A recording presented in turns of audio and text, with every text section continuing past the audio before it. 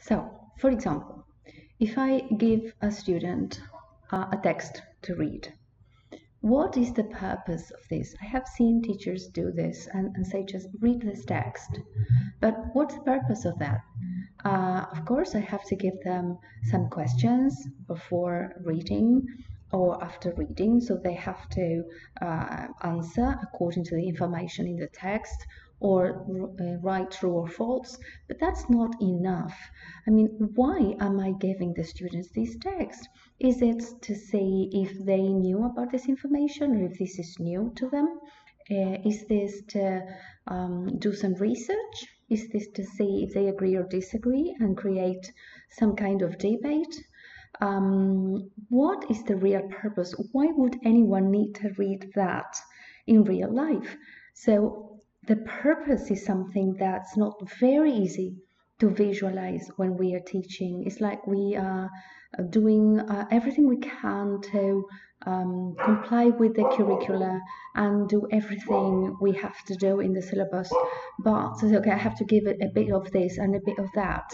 But actually, what is the purpose? So we have to, in this time of pandemic, we have to look very closely at what exactly we want our students to do. What exactly is it that we want them to accomplish? And then select the kind of material and the activities we want them to do for that purpose. If we want them to create some kind of product and to do research on some kind of topic, then yes, I give them that reading, and the student knows that that is where I'm heading, where I want to go. I'm reading that for a purpose because I need the information. The same happens with any audio. The same happens with any video we give them.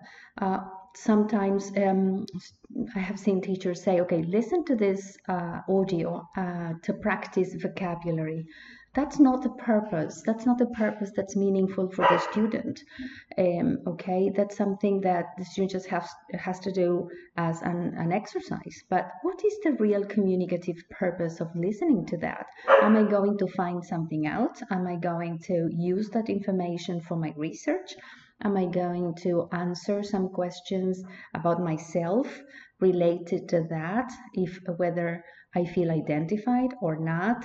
And then maybe we zoom in on the vocabulary of the audio, because probably we need that vocabulary for some other purpose, for some communicative purpose at the end of the unit. So either we use reading material or audio or any kind of practice. We always have to think about the purpose, about why we are doing this, and the purpose has to be communicative, has to be something the students need to use in a context that resembles real life, or that is real life. Like in this time of the pandemic, how what are your feelings? Okay, can you recognize your feelings along the day?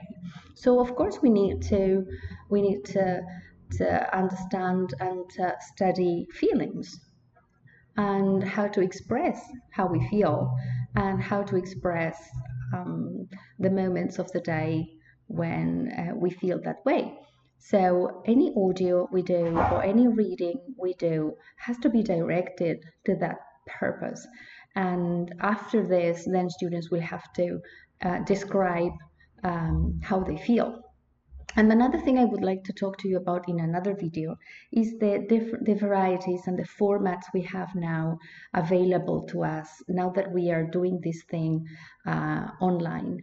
And we are discovering lots of formats. I mean, of course, we should have done this before, but well, we are doing it now, and it's valuable and it's wonderful how everyone is learning and trying to adapt to this new way of teaching.